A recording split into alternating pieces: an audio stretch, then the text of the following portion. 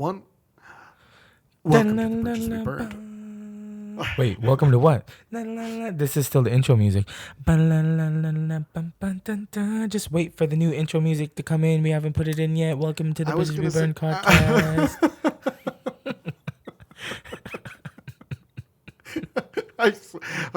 We are definitely going to edit in the new intro music right before that so that it's just a straight continuation onto the other intro music. No, but if you still like this one, better. it's just like, bruh, dudes, I got that falsetto going. I don't think you know what the word falsetto means. It goes like this. It goes like this? Yeah. I don't know what the word falsetto means, so you could absolutely be right. Yeah, it's something. It's an Edo, so. It's something. I gotta move you over to this screen so that it feels like I'm looking at you. Hi, buddy. Yeah, dude. What's up, dude? How you doing, man? It's been good. 5 days since I saw you now. I know, right? We couldn't get a podcast in, but we did. We did get a meet in, though. It was pretty good. It would have been cool. Accomplished. It would have been cool to get in a podcast, but yeah. That's the first official powerlifting meet. Yes. Mr. Mark Ratanen has competed in. Everybody, round of applause. Round of applause. Yeah, it was, dude.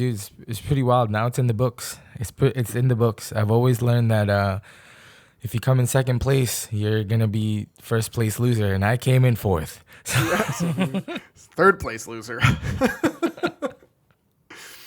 Yeah, no, you did great, buddy. I think that it took some time to get into your comfort zone for sure.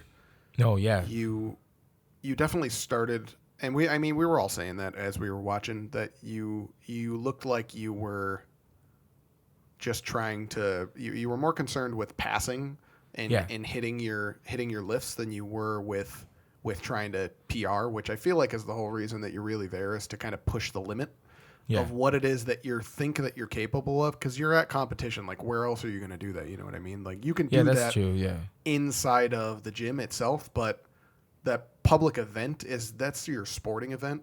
And I think that, I mean, for me, as somebody that played sports pretty much growing up, that's where you put everything on the line. So when that's why I was emphasizing so much when you started, like, you got finished with your squats, and all I was saying the entire time was, all I want to do is see him fail. I just want to see him fail. Yeah, dude, you're trying to get it in my head. I was like, shit, man, I don't want to fail. I just wanted you to break that mental barrier of, it's not about going 9 for 9. It's about being in the moment and where we're at, and like doing the best that I can every time I step up there. And as soon as you failed that bench lift, it was like, you look totally. Oh yeah, different. dude. Because I was angry that I failed. I know. I was like, yo, man. There was the mindset totally switched from, I'm gonna hit this 9 for 9 to, I'm gonna make it up for that fail. And you could tell, like, on your last deadlift, you could absolutely tell that there was just a totally different level of intensity coming out of you. So I think that if you could have emulated that throughout the entirety of that thing, there's no way that you don't get second place. Yeah. Well, also, it got to that point to where, like, you would have never got the guy first. that was. Well, yeah, I would never. Because that dude that got first, the dude that got was first an animal. Nah, dude, was an animal. Shout out to dude. what's his name? Mark his name was Melanchon. Mark too, wasn't it? Yeah. Yeah, his name was Mark Melanchon, dude. He was a beast. I didn't even know he was in my fucking weight class. Like, it was crazy, dude. Like, odds are he never sees this, but my guy can lift. Dude, Holy smokes. dude. He was like the spitting image of like a young Lou Ferrigno. Just straight up, just. You did walk up to me at one point and you're like, or maybe it was Carlos. It's like, the guy that looks like Lou Ferrigno. And I was like, what the hell is that supposed to mean? And then I saw him get up there and I was like, oh. Yeah, dude. I think it's at that point. I mean, these guys are veterans. They're just trying to get meets in right now because due to COVID. And Mississippi is one of the places that holds meets every month at this point. So, like, being able, like, you know, going back to rewind a little bit, like, that fear that put me to push even further, the guy in front of me was in the same weight class as me. So his final attempt was also my final attempt, was a little over 500. So it was like 501.4 or something like that. When I saw him go, because I was in the hole, so when he went and I saw his pull, and I watched it from all that side angle where the judges where the judges actually like see if he's gonna mess up or not, if he needs to be fully erect. I watched it, and he kind of did like that slow roll, and he was hitching up, because it's a hard weight to pull. In Yeah. my head at that point, when I was sitting there, I was like, I gotta lay it all on the line. This is what I worked up for. Carlos is right. I need to keep pushing. It's just that point. I need to lift it faster than he can, so I know if he can get white lights, I can get white lights. Right. Lifting just as fast. So when I did it, I felt really comfortable when I pulled it. The only thing is, if you saw a lot of the competitors over the weekend, they like to be loud. I was very quiet throughout the whole lift. I was just any lift that I did, I was just like, and I just like walked away. Yeah, And, it like, was a little it it was was a good, little though. weird, especially from watching so many of your videos at this point that you've sent to me throughout the last couple of years of your weightlifting. Whenever you hit a number like that, there's never anything but you screaming in the background. So Yeah, it's this time it was just like extremely quiet. I should have won an award for that because I was the most quiet person there. right, yeah. Well, I mean, they really did create like a really strong emphasis on. My gain is like just through the roof right now. Holy smokes. What is happening here? Sorry, everybody. For some reason, the microphone is just picking up every single little hitch and drop that I'm spitting out. Maybe we just slide you back just a little bit. Yeah, your intensity level was definitely, I felt like, hindered at first, like you were trying to get your focus up, and then you could tell, we all three of us knew that you had hit stride like as you were going through your benches.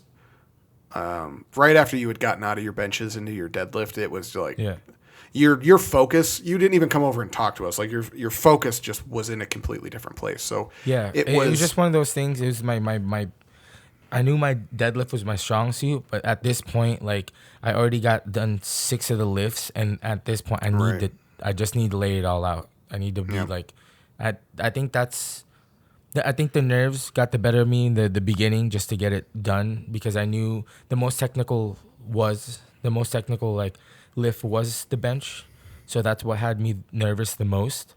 But for deadlift, it was just like, I wouldn't say it's my forte, but it's my strong suit, in a way. So I just had to just go. Right. So. Well, and I honestly, I'm super glad that you did it. I'm super glad that I was there to watch that, and I'm also super glad that we got to eat for about 3.5 days straight. Because that was one of the nicest food breaks that I've had in a really, really, really long time. Yeah, dude. Holy smokes. Yeah, I got yelled at as soon as I got back too, because like I rested on that Sunday. Dude, that following Monday, dude, I went straight to the gym, and like everybody's like, aren't you supposed to be resting? I'm like, nah. I just signed up for another meet. Nah, there's no time to rest. There's no time to rest. My body will catch up. Yeah, my now mind it's catching will push up. forward. Yeah, you feeling it? Yeah, my back. The first day it was my knees. I was like, yo, what did I do to my knees? And then it just went away. I'm like, all right, reset, ready to go. Took some more pre-workout. So that's not a good look. That's not how we dive into the realm of Mark becoming a fitness expert. Oh yeah, just take more pre-workout. That's gonna be great. It depends what pre-workout that I'm gonna be sponsored with in the future. So right now it's Redcon. So yeah, please take some more pre-Redcon. Take some more pre-Redcon. What is the word you used? Side effects of taking Redcon. Non-disclaimer. There's your sponsor, folks. He's officially naming an unofficial side effect right on the podcast. That's way to go, buddy. You're really, really making a name for us. Oh, dude. But Johnny other than Walker that, Blue. like, sponsored solely by Johnny Walker Blue. Please, it's gonna happen one time, one day. I don't know if that. It depends on if we release the other podcasts, I guess. Background footage later on. Right? It's just like special edit 7 footage videos of just like you just going like this the whole time. What it was like for the Bridges We Burn podcast to figure out how to make a podcast. Yeah, it depends on if we release those, I guess, 'cause if that joke sticks or not, but I'm going to make it stick. We're going to get sponsored by Johnny Blue. Dude, whether or not. If Joe Rogan can do 1,100 podcasts and become famous, we can do 1,100 podcasts and nail Johnny Walker Blue. Whether or not Chris RJ's girlfriend knows she's going to do this for us or not, she's going to get us that Johnny Walker Blue sponsorship. I have absolute and utter confidence in this. Dude, all the way blue. True blue, Johnny Walker Blue. Still kind of expensive, though, but it's delicious. Okay, so lovely recap. I think that what we want to talk about, though, involving that is kind of, I would like to understand how that culminated for you into, I mean, let's not put this in small phrases, but you've been working to reach that milestone for 2 years now. Yeah. Oh yeah, dude. It's a that's pretty. huge Right. It's a milestone it's a pretty, for me. Yeah. Right. It's a big deal, and I don't want to take that lightly. I think that there's a lot of experience in that journey that we can wring dry. I think it's a great way to take the podcast for today. I would really like to hear more about that, so I would like to dive more into that journey if that's cool with you. I think it'd be helpful for people. So where did this start for you? Right, like you were 310 pounds at your height. Okay, 310 pounds, and one day you made a decision that you were going to change who you are fundamentally. Right, from not just from a decision to change your weight, but who you associated with, your own lifestyle choices.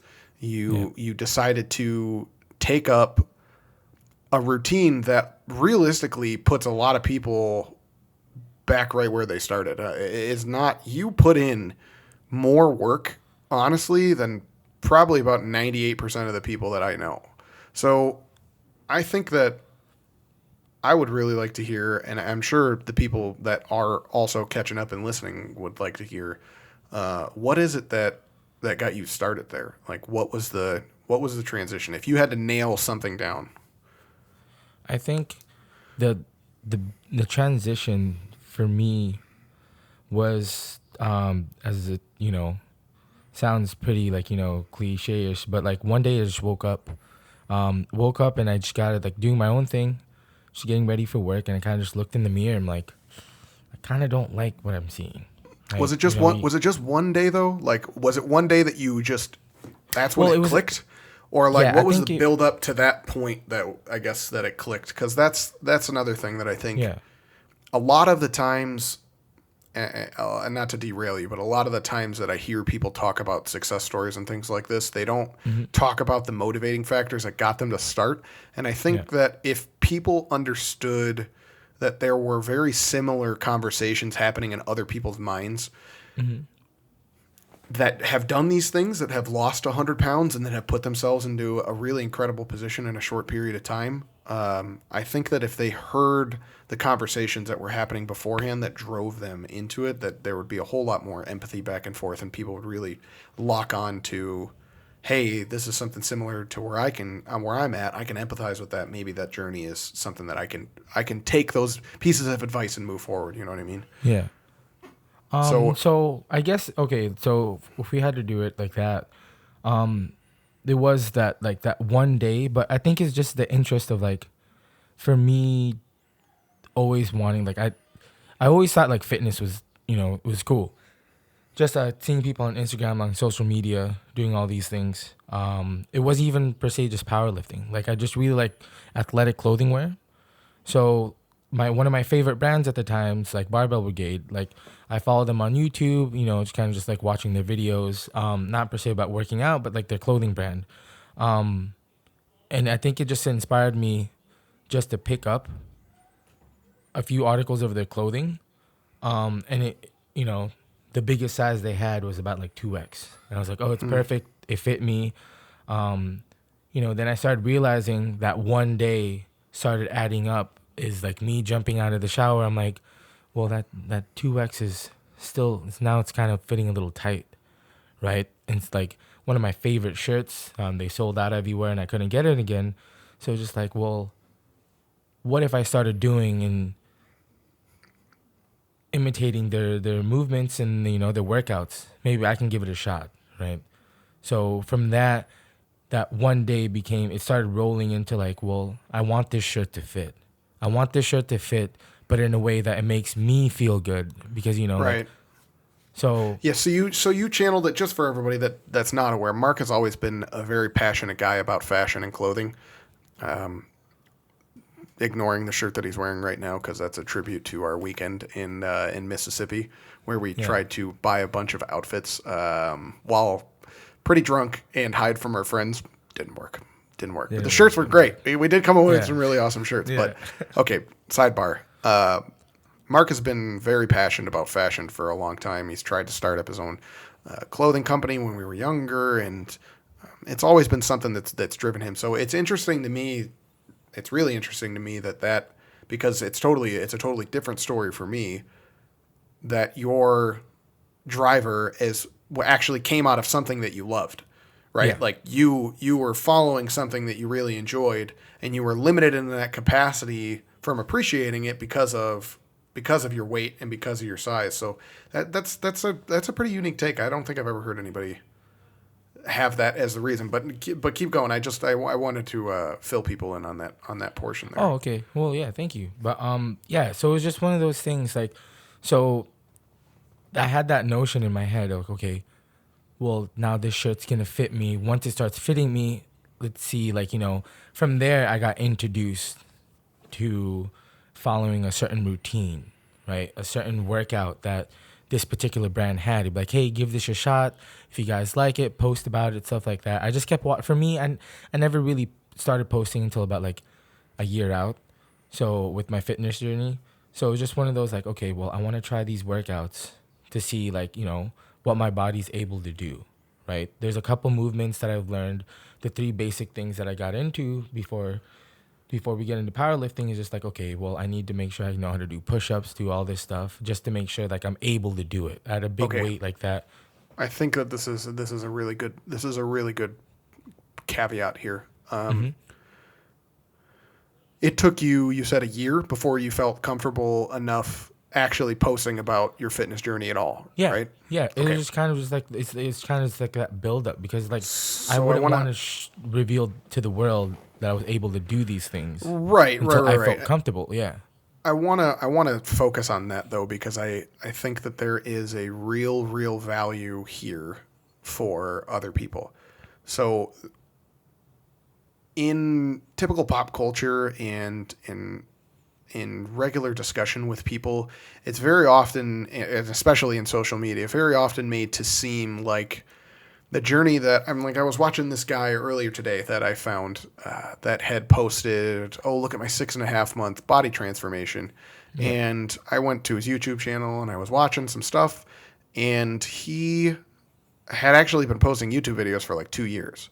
yeah, So the 6 month body transformation was really like in the midst of that 2 year transformation. And it's really the point here is that it's very easy to cast publicly this facade like, you can do this in 3 months, you can do this in 6 months, like you can make this change now and you're instantaneously going to see results. And yeah, what you brought up, which is it took you a year before you even got to the point where you felt comfortable enough in your fitness journey to start posting, that's a yeah, huge deal. I think that people should realize that when you undertake these life-changing situations, because this is really what it is, there's no two ways about it.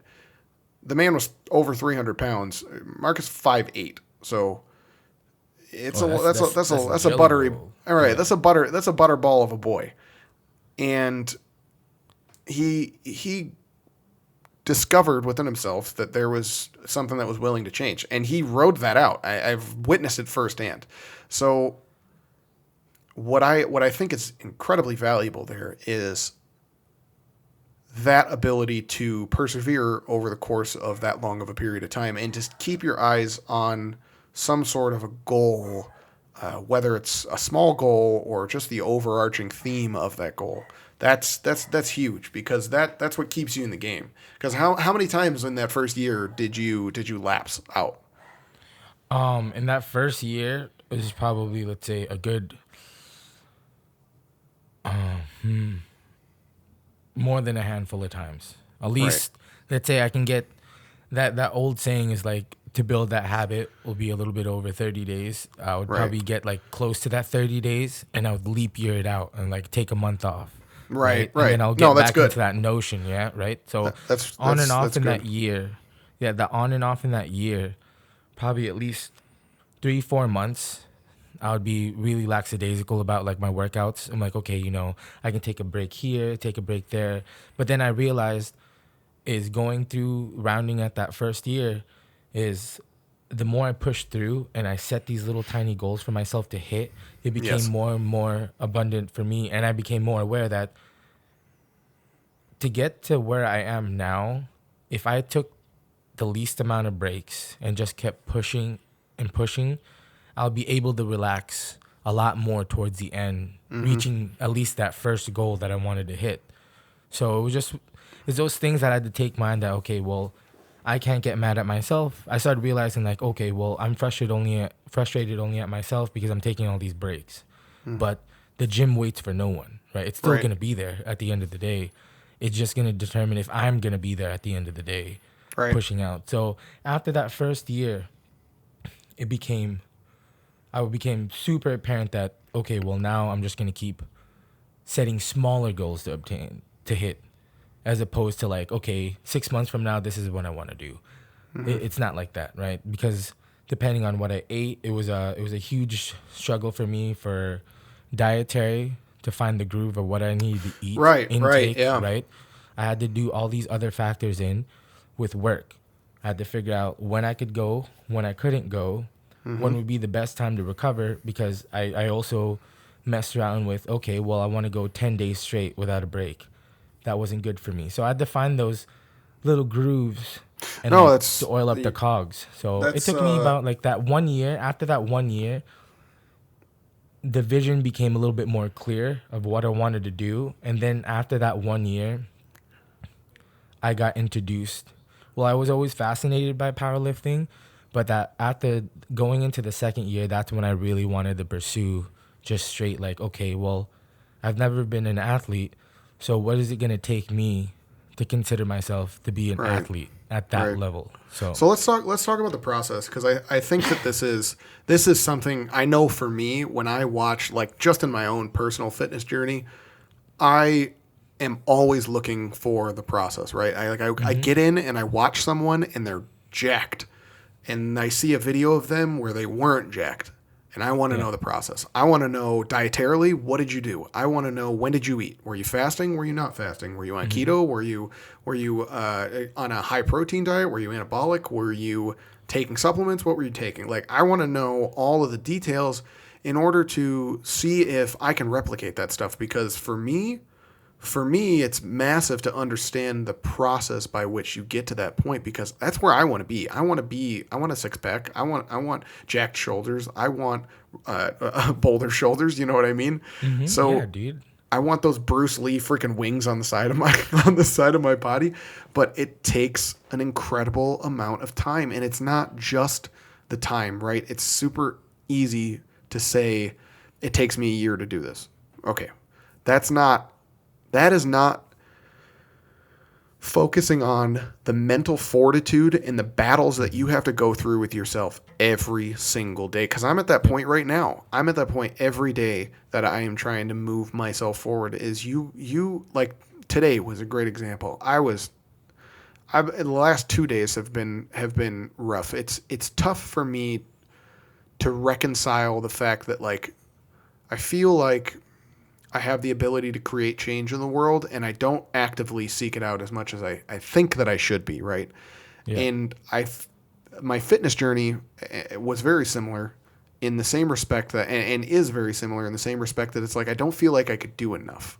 I'm not doing enough today. Yeah. And part of that process is understanding that you are going to have those limitations. You're not going to have the capability to push so hard all the time, because you're just going to burn out. So developing that process that you were talking about is part of being It's the first part of figuring this Yeah. out, I think. It's really, truly the first part, which is why I think it's so important for getting the ball rolling, because you force yourself to become a student of yourself. Whether or not you knew that going into it, retrospectively, that's exactly what that is. Yeah. Retrospectively, you were paying attention. What did you list off? You listed off the fact that you were paying attention to the supplements that you took, Yep. what your body felt like after you lifted, and at what times it felt like that. When your eating windows were good, in combination with that lifting, when you could squeeze in workouts, how that worked in with your overall schedule. How did that dietarily impact what you were doing on a day-to-day basis? What foods did you need to eat in order to lessen the severity of the muscle cramps or soreness or inability to work out, right? That is all requiring you to become a student of yourself, which is part of the reason why that fitness journey is so good at honing in who you are, right? Because it requires you to have an absolute measure of patience and grace and focus on all of those parts of yourself that are kind of shaded away behind the wall of whatever it is that you're trying to break down. Like for you, Yeah. I don't think that you had, I don't, and you could speak to this. I don't think that you had the same mental barrier that I did about the weight loss. I think it was more, or at least it seemed it was more just something that kind of made you uncomfortable. Like for me, Yeah. the weight loss was the biggest struggle that I ever had in my entire life mentally. So, um, I don't know. Do you identify with that Oh, sentiment at no. all?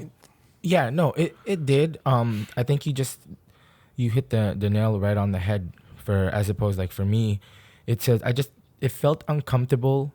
I never really had the problem of being like the biggest person in the room or anything like that. It just felt uncomfortable because for me, with my because I still do love fashion, right? I love fashion. With all the things that I like, I cherish, and the products that I buy, it just felt more and more uncomfortable for me. Like, okay, well, why am I spending this type of money if I can't wear it, right? It just collects dust on the shelves. Right. So for me, that was the thing of like, well, I want to look good in it. Even if I threw it on, it's gonna look good on me. Like, right? Right. If I look in the mirror, I'm like, okay, like, oh, it's a cool shirt. That's a cool fit. I like that style. But I'm not doing that brand the service or the justice if I rip the shirt or it doesn't fit properly or when I wash it, it shrinks. Those different variables that add up. So it just felt uncomfortable. So it got to that point to where I'm like, you know what? I mean, to do that service and to do myself good service is like, well, I just want to push, right? I just want to push to see where my body can take it. And At I what think, at what yeah, point did you get to? And this is a really big question for me. I think. At what point did you get to the phase where it didn't become about the weight loss anymore, right? Like that was what started the process. yeah, But when did you get to the point where it became a passion, I guess, for you? Because I very much think that's where it is now, just by the way that you talk about it and the way that you yeah, commit to it, how you do. And again, in my own personal fitness journey, I think about the way that I feel about being at yoga now and being in the gym.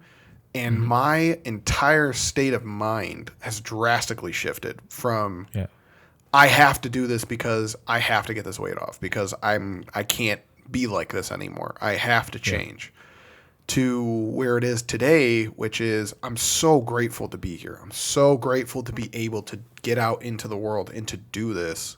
And it's like it's something that gives me relief. Like I was literally yeah. driving earlier today and I was like, I think I might actually I think I'm starting to develop an unhealthy addiction to like Oh, getting in and yeah, working out because I feel so off when I'm not doing it now. It's that struggle. I need that struggle in order to kind of mellow me out. So yeah. again, what was a turning point for you after that? Because I mean, it took you. There was obviously something because you started posting Hmm. after a year. Like you hit Yeah, something clicked, and you were like, yeah, "I'm confident. I'm confident to the point now where I'm confident enough that I'm going to put this out into the world because Yeah. I know that I'm going to follow through with it. So I would like to get back to where you were there after I cut you off Oh, from the okay. first time. No, I think what really clicked when I started to like lean off of the scale and about my weight and all that stuff, I think the biggest factor is since I've been out here, I just became more comfortable and became more passionate about it with the people that I was lifting with, Mm-hmm. because I wasn't looking at them as like they're on a pedestal and these guys are just big and strong and they're lean and they're powerful. It started becoming more of like, hey, we're one and the same, right? Right. I mean, like, I'm lifting just as much. Now it became this thing of like, it shifted from the weight loss to where, well, you and me can lift the same. You just have this finesse that you can do it in a Sure. smoother fashion, right? Right. So I had to shift over to where like, well, if you can do that, I mean, and I'm able to do that, teach me the way you can properly perform this movement, and You that's found a group of mentors. yeah. So and then that for me became of like, well, I don't really care if I lose this weight. I feel comfortable now. So I think that was the biggest push for me. That biggest shift for me is when I found like-minded people in the gym that I was going to where we weren't worried about weight anymore. We were just we go in there, we shoot the shit, we have fun, and then we help each other through our lifts and our workouts. Right. So So that whole like me stepping away from the scale, like I could care less about it. right. At that point, like that 1 year. Let's stay here, okay? Because this is Yeah. great. So every time, if you are out of shape, Mm-hmm. you have heard this. Guarantee you 150 times. Fitness is a lifestyle change, right? That's always what people will say at you. Like, you'll Yeah. never get that weight off without changing the way that you live. Yeah. And that, what you just said right there, that's the click. That's the lifestyle change. I think that Mm-hmm. is a massive piece of advice that people can take and utilize in their own personal fitness journey. Okay, so please pay attention to this because I really think that this is massive. When you got to that point, right, in your journey, you were primarily doing this thing alone, right? Yeah. It was socially, you weren't. I mean, you had me and your friends and things like that, Yeah. but like for the most part, that burden was completely on your shoulders. There wasn't Well, anybody yeah. else carrying it with Yeah. you at that, right? You're Like carrying the yeah, torch by day in, yourself, day out. Yeah. right? Just day in, So day out, just quiet at the gym. Yeah. I don't think that it's coincidental in any way, shape, or form that when you found people who were passionate about something that you were passionate about, or at least learning to be passionate about, that you found inspiration in Mm-hmm. those people, and vice versa. I'm sure that when it that all kind of came together for you, you you gravitated towards those people. The universe has got a funny way of doing that. So focusing on this juncture, right? It's massive to find people who are willing to not only supplement the journey that you're on, but who are passionate about the same things that you are. And it's not altogether easy to find those people. Like, it took you a year, Yeah. realistically, Took it. to Yeah. It come took me into a that. year. Yeah. To come To into just that, to find someone who was interested in it in any way, shape, or form. And I'm sure that you attended multiple gyms and you went and did multiple things. You attended classes, you talked to people, and that's a year of character building to find people who are passionate about what it is that you do. But look at what that did for you as far as a catalyst goes. Like, check this now from where that transition happened in your brain, right, to where you're at now. How much of your journey do you think that you can contribute to the fact that you found people who were worth standing by in that journey that inspired you to not only lift more, to get into powerlifting, because that I don't think that was a natural aspiration. I think that was something that you kind of discovered as you found these groups of mm-hmm. people. But like, where do you rank that on a value system for you? On a value system, I would have to give 80%. Right. 80% of that was just straight because, you know, you see these people at the gym, like, you know, for me, that instance of like, I saw these people for a year, right? It's just that kind of like, hey, how's it going? You know, how's your day? Blah, blah, blah. To where it's like, you know, now we're texting each other, hey, are we hitting legs today? Or we're doing this sort of workout. It's just like, Right. okay, or now it's just like, I didn't, I saw the notice in me, the change, the physical change coming from my body after that year. And it just kept, you know, I'm like, okay, well, let's continue. Because like, I'm not worried about losing and getting the leanest. I was more worried about being able to keep up with the smallest guy in the room, which in powerlifting, sometimes the smallest guy is the most dangerous guy, Right. right? Because like you don't know what they're capable of because it's not because they're taking any supplements or steroids. It's like being a veteran and being a professional at what you do and mastering the form and techniques that you're able to display in front of everybody else gave me that inspiration of like, okay, well, this guy is 3 times smaller than me, but he's lifting just as much as me. How is that Right. physically possible, right? So So this it is got to that. yeah, this is Yeah. the point that I was talking about earlier where you found mentors. Yeah. And not in the traditional like philosophical sense that you found somebody and they're willing to teach you, etc. But you found people who you were able to be inspired by, that were close by, that you could ask questions to, that you could go and lift with, that you could learn from. And that is something that is, I promise you, whoever you are listening out there, if you are going through any sort of questionable period where you are trying to find a path, where you are trying to find the right bridge to walk, right? Finding people who have walked the path before you and are willing to show you the way are unbelievable boons to your journey. They are. And if you find them, Absolutely. it doesn't Yeah. matter what age you are, right? Whether you're 20 and they're 60, whether you're 25 and they're 22, it doesn't matter. It doesn't matter. Hold on to those people for as long as you possibly can. Don't let go of that relationship. Don't give in to, I can do this without them. I did it without them before. Because I'll tell you what, from coming to the age that I'm at now, I was, largely through my 20s, considered my independence as the most important thing, right? Mm-hmm. I have absolutely no social media presence to speak of up to this day, which is changing. But I think that that's been a very big leg up for me for a lot of things, but it has also hindered me in the respect of having more people within my immediate social circle who I could reach out to for assistance and who I can talk to, like Mark, and find that inspiration. So, especially if you're an intelligent person, it's really easy to write people off. And it's not even an intelligence thing anymore. I think that it's just a natural knee-jerk reaction of our society to write people off. Everyone's an idiot. Everyone's a moron. Relationships aren't special. They're a dime a dozen. I'm going to tell you right now, when you get to the age that we're at, 28, 29 years old, it becomes a lot more difficult to build those relationships. And you realize that the ones that you have are literally the most valuable thing that you possess. No, yeah, dude. That's 100% true.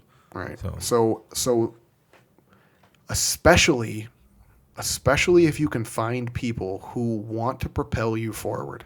They don't want you to drag you down. They don't want you to go out and get drunk every weekend. They don't want you to go out and hang out and do drugs. They don't want you to go pal around and waste your time and play video games for 96 hours on end. And we've been there. Mark and I have been there and have done all those things, right?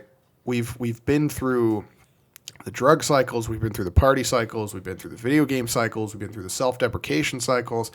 All of that amounts to absolutely nothing retrospectively. It really does. Name me one thing that you did in those first 25 years where you lived it up, where you got fucking wasted, where you did whatever you did in college, whether you want to disclose those things or not, I'll completely leave that up to you. Or whatever we did in high school, all the dumb shit that we did in high school. Name me one thing in those 25 years that's as valuable to you as this journey that you walked in the last two. Something that's even close. Even close, right? Not even fucking close. Not even close. Not even close. This is the part that Mark and I desperately want to get across to the rest of the world. Is there is such an illusory value to that, fulfilling that need in the moment of being who you are, right? We've been peddled this lie for so long that who you are right now is what matters. Who you are in this moment, regardless of what anybody says to you or what anybody does, is the only thing that matters. And it is a truth wrapped in a lie. The way that it's cast is not correct. I think that phrasing is right. And when you very, very deeply dive into it and you understand the reasons why it's right. But superficially, it is so easy to get caught in this guise of shadow that surrounds that, which is to say, I'm just going to make choices for me right now. And I'm going to do it without forethought. I'm going to do it because of pleasure. I'm going to do it because of immediate pleasure and response. And damn any delayed gratification. Damn any sense of fighting for myself in the future. Like, what matters to me is right now. What you have to get out of with that mindset, though, is that if you're looking at yourself honestly and you're letting the past inform who you are today, every time you hit one of those valleys where life doesn't look so great and you're struggling with, where do I go now, right? Have I stagnated to the point where I should just give up? What is it that I'm supposed to do with my life? Where is it that I'm supposed to go? Because we all get to these places. We all get to these ruts where we lose our way one way or another, whether it's outside of a drunk-fueled weekend or weeks, or it's caused by a change in our work, or it's the breakup of a relationship. We all lose ourselves eventually. And the severity to which you do that all depends on the wherewithal that you had along the way. And it is so devastating to wake up one day and realize that you have walked the wrong direction for 20-some years. I could tell you that firsthand, that is a devastating blow to feel that. But the reprieve that you can find in that, the redemption that you can find in that, is so worth every single ounce of suffering that you went through in that first period of time. It really is, because it turned you into this creature of really phenomenal beauty. If you just get down to the bones of who you are a beautiful fucking thing. You just have to figure it out, right? Yeah, and it's not because of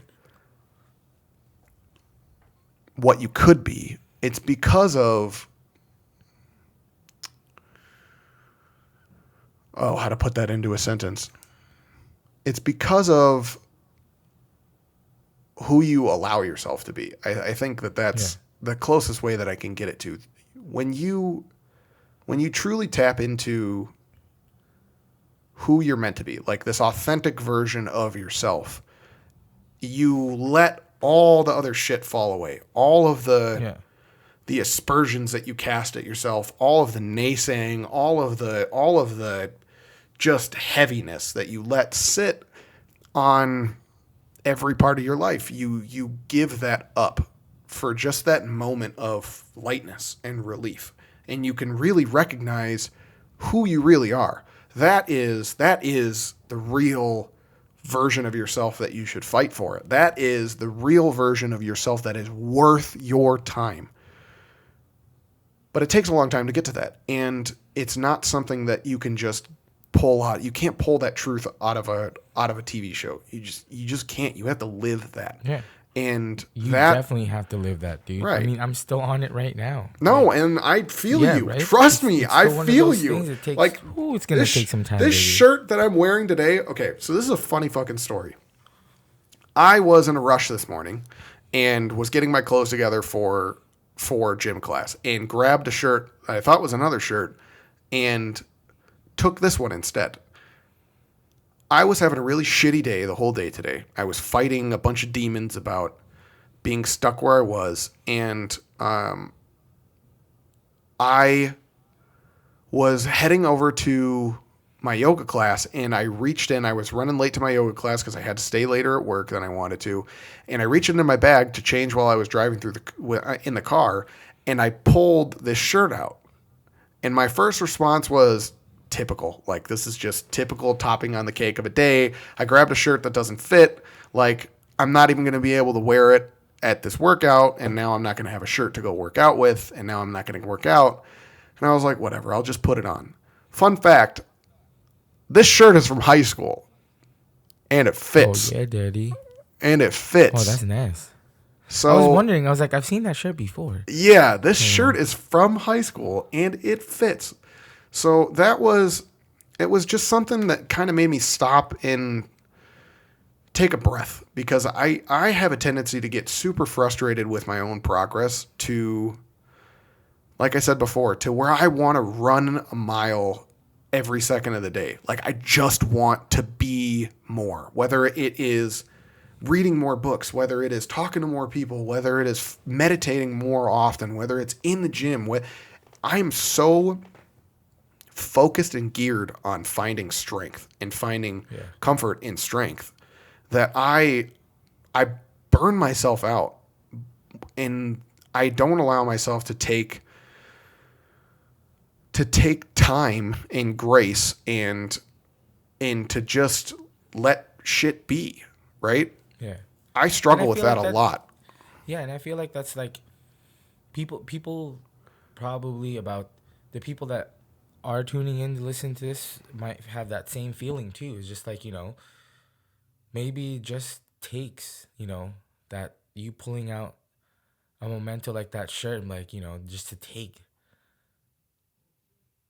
that breather and then realizing like, oh fuck, man. This is all it's gonna take just to brighten up my day. Right, and that was exactly there's a lot of people that get through that. Like, they run a mile a minute, and it's one of the roughest things, because I can tell you the same thing. I get wrapped up in work like that sometimes, and it just gets to the point I'm like, man, I just don't feel like there's gonna be a good workout. I think it's just gonna be one of those things like, oh man, I even forgot my watch to track my fitness. And then as soon as I get into the gym, it's just one of those things. I'm like, it just peels away. It all peels away. As soon as I check into that door and I see my coach and I see his dog Smokey, I'm like, sup. All right, and it changes. There's two doors. It just changes. And that's a great way. That's a great way of putting it. It's like walking through a door. It really is. It's walking through a different door of your life, right? Like that's a great way of putting it. And that's exactly what that was for me. And this is, again, that t-shirt for me is part of the appreciation for who I am, right? Yeah. I've kept that shirt for 12 years because it sat in my closet for the first 4, and then I couldn't wear it anymore, and it just sat there. And it was always a reminder to me of what I could be if I could just get my head out of my ass. What I could be if I could just find discipline, if I could just find the motivation to be someone that was better than who I was. And I beat the hell out of myself for a real long time. Not just self-abuse, but abuse from other people in the world, and just growing up. God, I've been fat since I've been 9 years old. So I have gone through every slander and joke and pun that you could possibly go through, and I honestly have come out a better person for it. It took me through some dark times, like Yeah. some really dark places that maybe one day we'll discuss. But you know, when you scrape the bottom of that barrel, you really find some nuggets of wisdom about who it is that you are. And Yeah. for me, that today was one of those pieces that was lost to me. Like I didn't even remember that shirt was in my closet, to be perfectly honest with you. I've had this shirt for over a decade. I didn't even remember that it was there. So like Oh yeah, dude. the And the fact amount of that travel that you do, and just they're right. just there still, right? Well, and the fact that like today I was having a really really rough day today. Like probably one of the rougher days that I've had in a long time. And um I was very much focused. I was very much focused on not doing enough, right? Like Yeah. I keep saying this, but I'm not describing it adequately. I work in a job that's pretty cool and I Hmm. do cool stuff. I just finished, working on Circa. That was a 3-year project, Circa Resort Hotel and Casino. That's a brand new casino on the Strip for anybody that's listening to this. It's not in Las Vegas. Yeah. It's the very first hotel that's been built from ground up in the Fremont Street Experience area, which is downtown Las Vegas, historical Las It's like a Vegas, desolate part of Vegas. in Yeah. in Vegas. 30 years. Yeah. So it was a really big milestone achievement for my team, for myself, and for I literally got to put hands on a building that shapes the city skyline. So yeah, that's cool. And I moved into this other project right now that is, I don't know how much I can say about it one way or another, but it's basically a tiny version of the MSG Sphere, Hmm. and it's in an area that is really cool. It's something that's never been in Vegas before. Area 15. It is art exhibits and experiences that are visual and audio and there's a ton of technicality to it, and it's really cool. It's a really cool project to be working on, and I don't I don't take for granted the fact that I'm getting to do cool things and I get paid well to do them. But there is a nagging sense of purposelessness with that job for me that gnaws at me constantly. What I love is is is this. I love connection. I love getting to talk to my friends and listening to their lives and just getting to kind of bring some light into the way that they go about living their lives. And I think that most people are pretty appreciative for the perspectives that I offer. And Hmm. I thrive in that. I absolutely thrive in being the guy that people can go to for advice and to talk to and to just like have somebody who genuinely fucking appreciates them. Like there's not enough of that. There's not enough people who just genuinely give a fuck. And like that's always who I've wanted to be. I've always wanted to be that guy, the genuine, wise, kind, strong guy who's able to lead people not because he wants the power of leadership, but because he actually wants to change, right? He Yeah. wants to create change.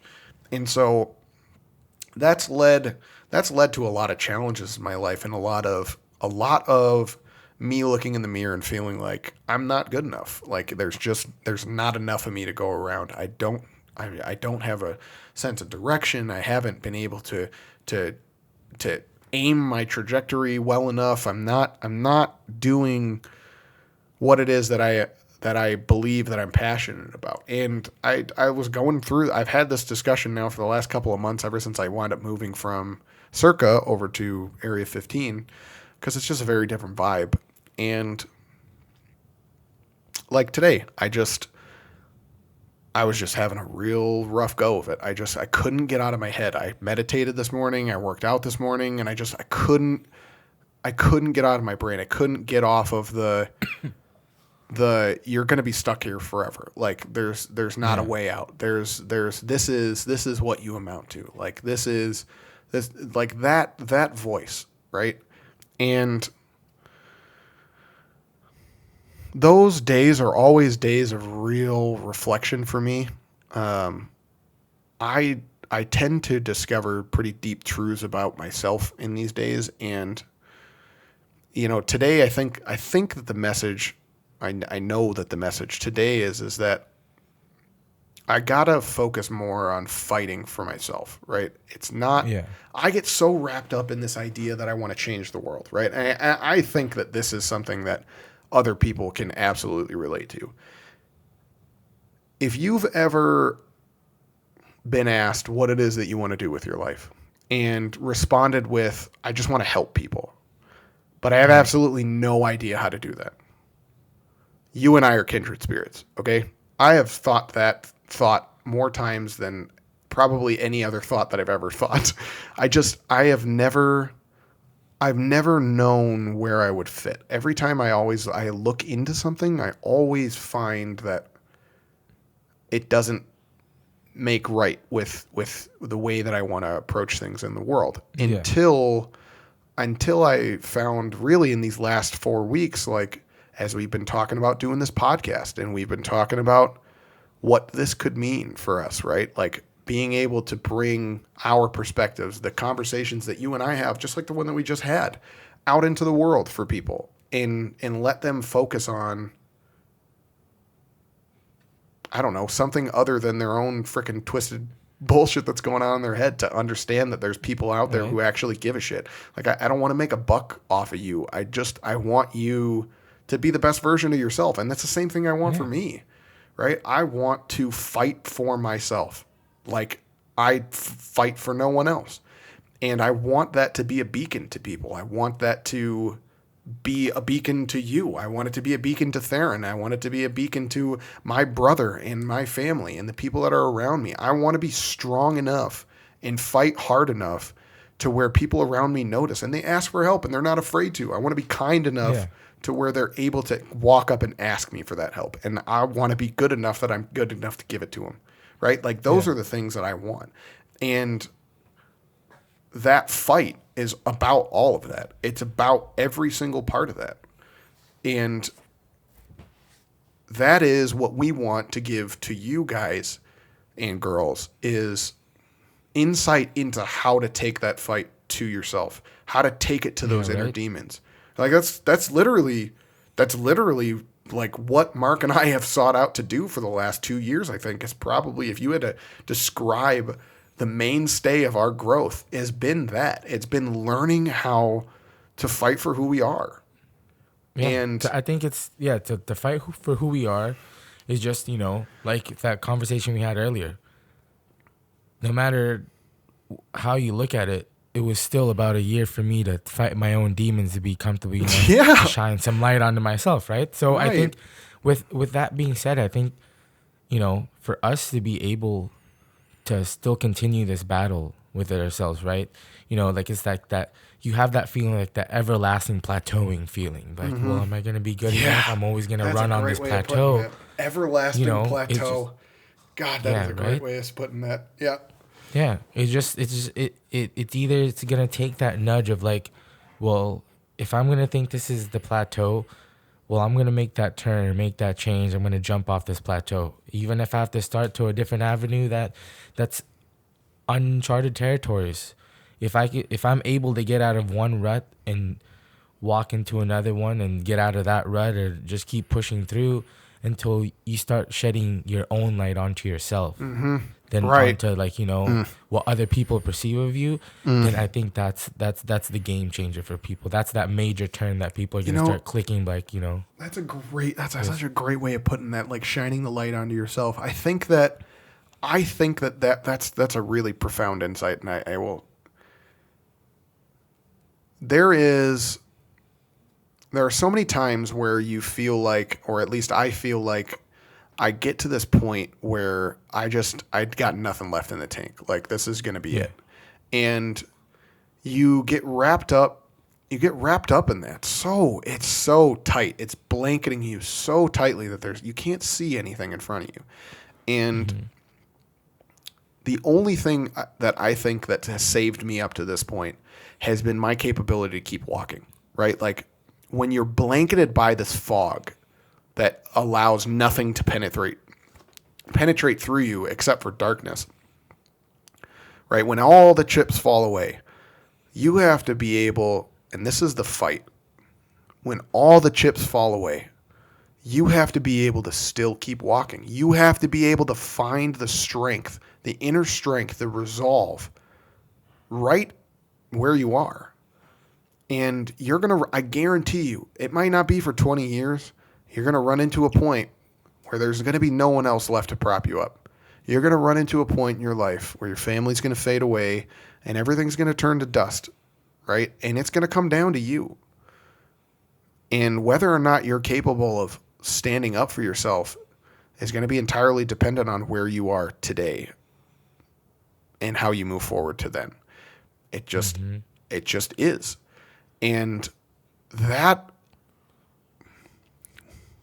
is a profoundly difficult path to walk sometimes. It is so hard to continue to walk through that fog because it's so dense and thick and it's hard to breathe in, and it's all that you can see. It's all that you think about. It takes every goddamn ounce of power and self-preservation that you have to keep going through it. But like you said, there are times when you just take a step and all of a sudden there's this brightness. And you're like, wherever that light is, that's where I got to go. Like, that's the next step. And so you keep walking and you keep going and it gets brighter and brighter. And you're like, where is this coming from? And you look down and it's emanating from your chest. It's like, Yeah. And you don't even realize it too, but you just cut through the fog and there's people following you. And it's confusing as all hell to pull your head up and to see finally something that you can grab onto, something that you can recognize. And then you turn around and other people are like, thank you so much for like, just keep going. Like for tying that rope around your waist and dragging us along with, like, thank you for that. I would have never gotten here if it wasn't for you. And it is so awesome to like have that experience happen. It really is. And it's completely, I can't stress to you how completely unintentional it is when you take care with yourself, when you really, really, really start to love yourself the way that you imagine that you should love other people, right? Jordan Peterson, one of the most profound things I've ever heard anyone say is the reverse golden rule, basically, right? The golden rule from Jesus Christ himself is love others like you would love yourself, right? Or act up unto others as you would act unto yourself. And that lesson has been at the core of Western thought and Christianity and morality for a very long time. But I think that we have taken it so far that we've taken it to the point where we've forgotten how to treat ourselves. We're so concerned all the time with everyone else and the way that we treat them and watching out for how their affections are being impacted by what we do and what their emotions are like, that we get so wrapped up, and social media does an incredible job at doing this as well. We get so wrapped up in the world that surrounds us that we completely lose sight of ourselves. And Jordan Peterson's phrasing is love yourself like you would love others. And the first time that I heard that reverse, because I grew up in a Christian household. I grew up around my father, who is still to this day adamantly Christian, and not in any bad way, but he loves his Lord.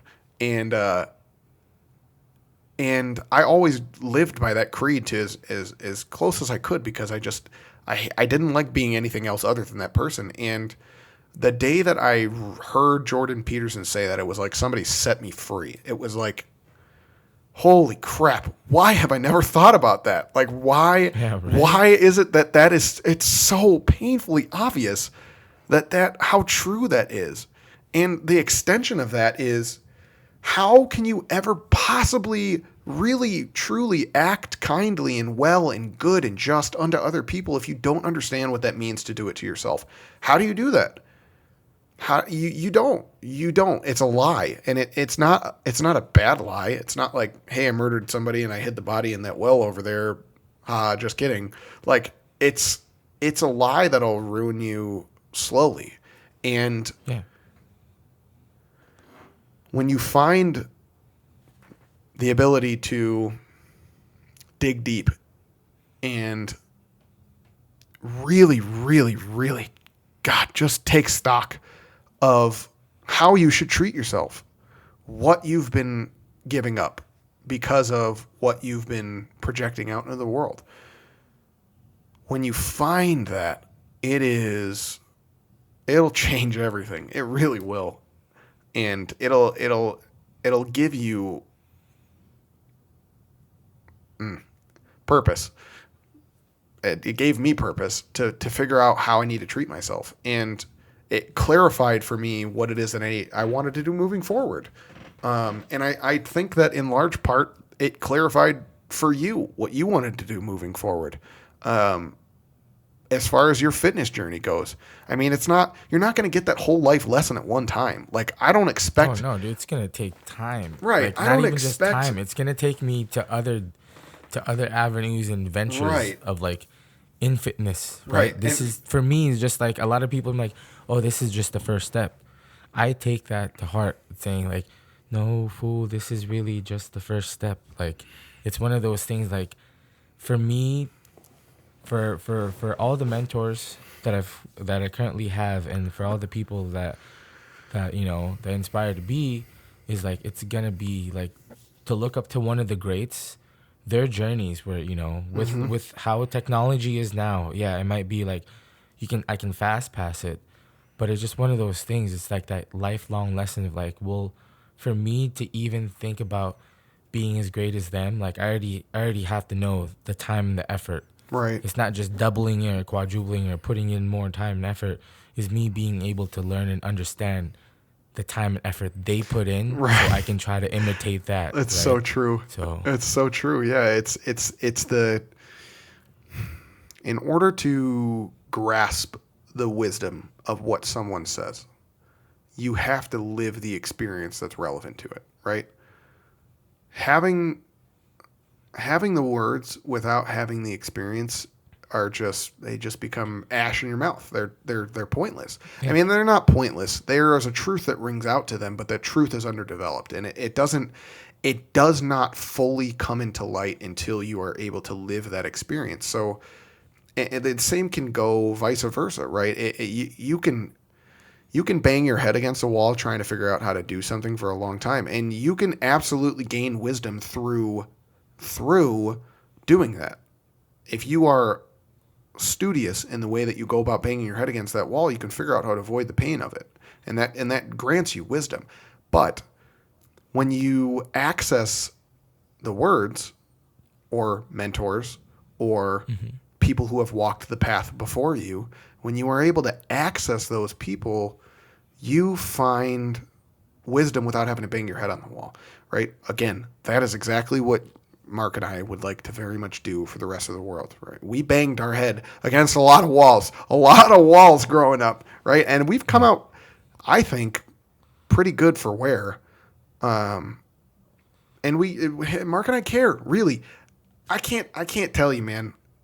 I don't know what way to convince you in any way, shape, or form, other than you watching these podcasts and really, really testing out the genuine honesty of what it is that we're trying to do here. But I can tell you without a shadow of a doubt that I've never wanted to do anything more in my entire life than to bring people towards enlightenment, or to bring myself towards enlightenment, and to take people with me, to turn around and say, okay, over here. All right, game plan. I just figured out what the next step is. Let's do this together. Like right. that's who I've always tried to be and who I've always wanted to be. And I'm finally stepping into that role. I think I'm finally starting to feel comfortable in a position of leadership, in a position of burden, in a position of this will take time. This will take energy. This will take faith, right? This is going to take all these parts of myself to build. But I understand the game plan a little bit better now. I don't get it entirely, and I don't think that you get it entirely ever. But Yeah, as you move forward, right, you learn more and more and more about yourself. yeah. And More and more things that the plays just keep getting more and more elaborate. right, Right. So Right. you have the game plan in front of you. It just keeps adding a little bit more and more here and there. Yeah. Then you start realizing, well, I have accomplished that. There's more and more and more here and there. So Yeah. it'll And start getting a little bit clearer. I was going to say the paying attention, okay? The paying attention, the honesty, and the small steps. Those are the ones that that's where you want to start, okay? You want to, and I'm experimenting with this, but you want to keep some sort of a record of where you started, whether that's in your head, on a piece of paper, in a notebook, on your computer, photographs, whatever. Keep a record, even if it's only private, of where you started at, because it's really easy to forget. It's really, really easy. Take it from me, to forget how far you've come, because sometimes you're gonna turn around on this path that you're on, and you're gonna be so far forward that you don't even remember where you started. It's gonna happen, and you want to be able to remember that. You want to be able to look back and have a t-shirt, right? Have something that is going to tie you back to where it began. Tie you back to, wow, this was the person that I was. And I always wanted to be something better than this. I always wanted to tap into all these things that I have now, right? You'll do that at some point in the future. If you really start, you'll do that at some point in the future, and it will be so friggin' profound. Start with some sort of a memoir of where you're at, right? Work your way up from there, and do little things. Really, really, really, really little things. Start with really, really, I'm talking like, I want to start journaling. I'll do a 10-minute journal one time a week. Start there and just do it. Don't set a time constraint on when you're going to do it. It doesn't have to be day, it doesn't have to be night. Just do it. And make a note and hold yourself accountable to it. Tell your family about it. Tell somebody you care about, and ask them. Say, will you remind me in a week?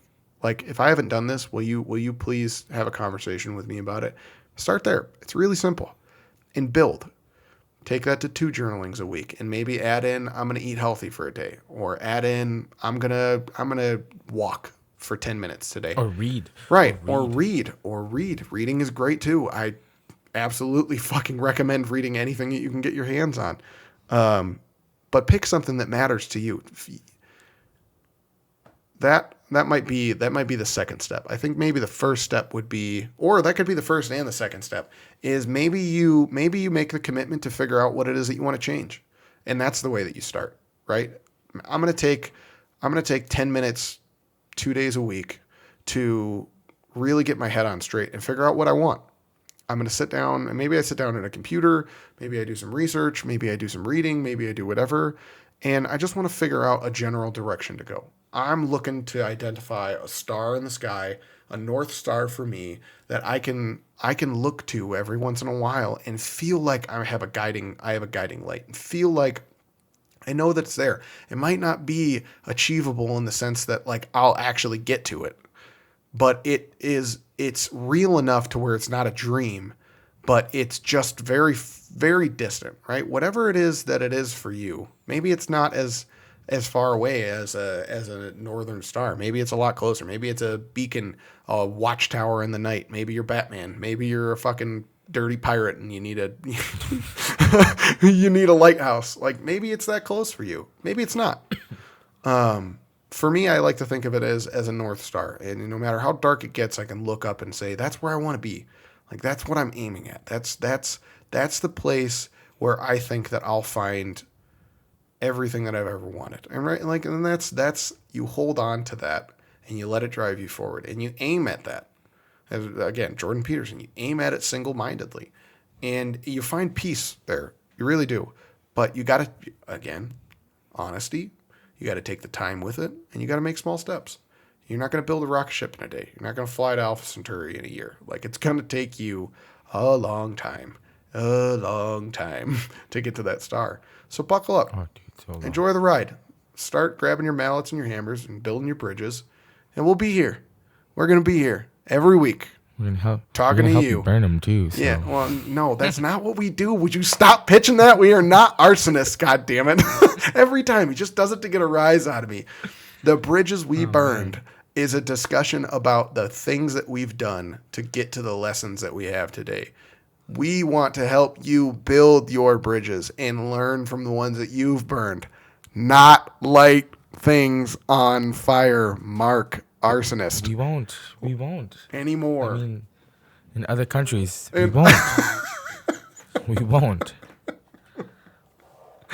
But if you wanna tune in to all that stuff, Put the lighter down. we'll burn it. You're gonna burn that John Lennon shirt that you got on right now. Oh, and we'll help you doing that with my new button, Oh no. dude. The money dude. button? Oh, it's cash money, baby. I like it. You're gonna have to stick that on top of your microphone. Your stupid looking, not cool microphone that's not better than mine because it's shiny.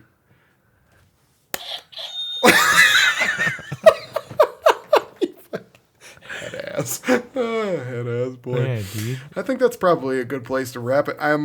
Do you want to close it out, Mark? Yeah, I think you already you said it. It was a really good, like, dude. I just wanted to keep listening to you. If I gave you my book and you read it out to me, perfect. So Good, I'm but glad. no, other than that, it's just we'll be there. We will. I mean, Alec will be there. No. I mean, I'll be there. We'll both be there for sure. We'll both be there. This so. is look, this is a journey that we're all going to take together, and thick and thin, ride or die, we are here for it, right? Yeah, Maybe Surely, you yeah. guys help us do something incredible, and that's shoot, that would be amazing to take this into That'd be so crazy. to take this into a forum where we could just talk to people, where we could bring more of this into the world. Man, I can't tell you something that I would be more stoked about than to do that. So, but I'll stop ranting for this week. You can catch me next week on the next episode of the Bridges That We Burned. We Burn podcast. Well, New Orleans boy is on his way out, and you got Vegas kid going to sleep. So it's one of those things. Have a good night, everybody. We'll tune into you next week. See y'all.